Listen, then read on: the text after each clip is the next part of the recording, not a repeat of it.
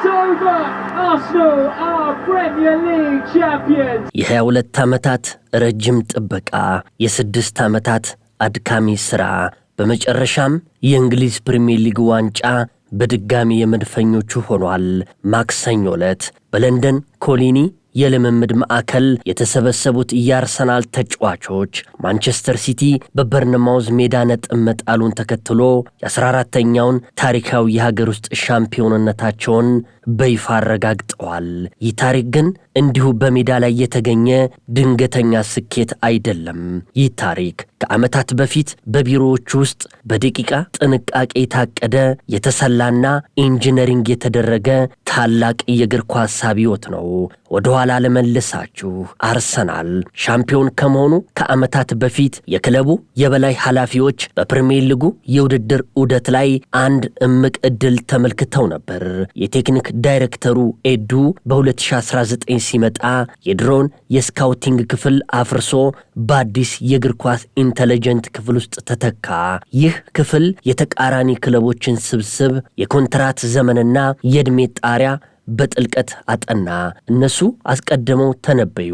የኤርገን ክሎፕን ከሊቨርፑል መውጣት፣ የመሐመድ ሳላህን፣ የቨርጂል ቫንዳይክና የማንቸስተር ሲቲውን ኮከብ ኬቪን ደብሮይንን የዕድሜ መግፋትና የተጽዕኖ መቀነስ አስቀድመው በማስላት ከ2023 እስከ 2027 ያለውን ጊዜ የአሸናፊነት መስኮት ብለው ሰየሙት። ከተማው በሲቲና ሊቨርፑል ቁጥጥር ስር በነበረበት ዘመን አርሰናል እነሱ የሚዳከሙበትን ቅጽበት ጠብቆ የሚነሳበትን ወጣት ስብስብ መገንባት ጀመረ።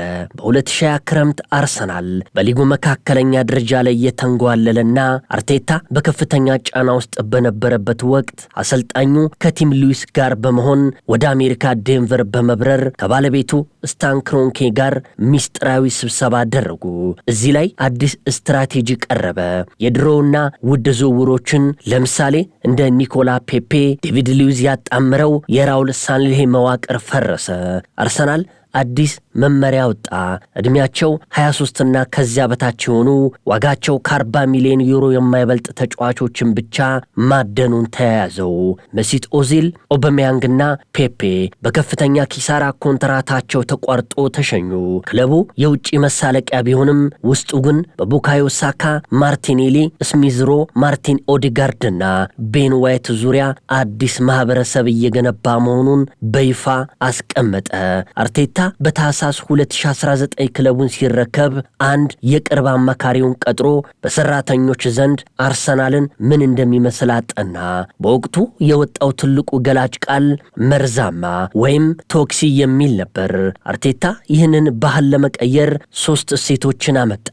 ክብር፣ ቁርጠኝነትና ፍቅር። ተጫዋቾቹ በጋራ እምነትና በጠንካራ ማህበራዊ ትስስር እንዲሳተፉ አደረገ። አርቴታ ቀላል ሰው አይደለም።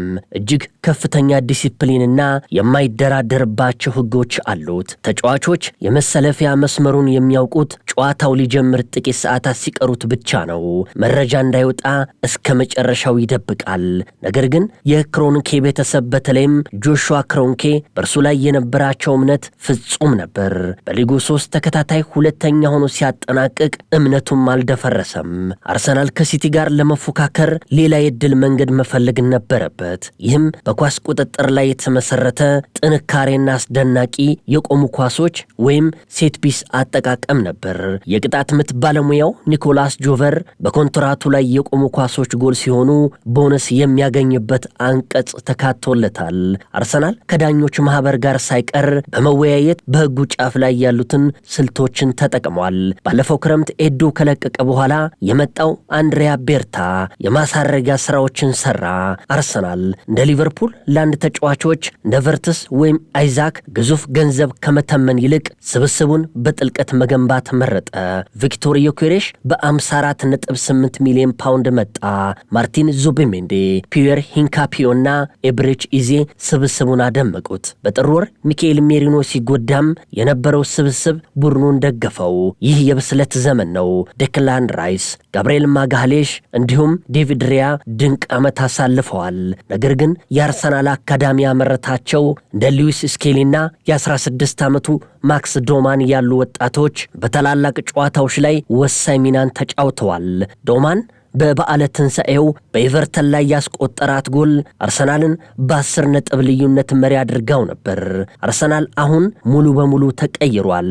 በ2021 የሱፐር ሊግ ተቃውሞ ይደረግበት የነበረው ክለብ ዛሬ የአሸናፊዎችን አውቶቡስ ለመቀበል በደስታ ተጥለቅልቋል። አርሰናል አሁን ላይ የሚቀጥለው ሳምንት ግንቦት 22 በፓሪስ ሴን ዠርሜን ላይ ለሚያደርገው የሻምፒዮንስ ሊግ የፍጻሜ እየተዘጋጀ ታሪካዊ ድርብ ለማሳካት አልሟል። ከ22 ዓመታት በኋላ አርሰናል የማይሸንፍ ብቻ ሳይሆን የማይካድ ኃይል ሆኗል። It's over! Arsenal are Premier League champions!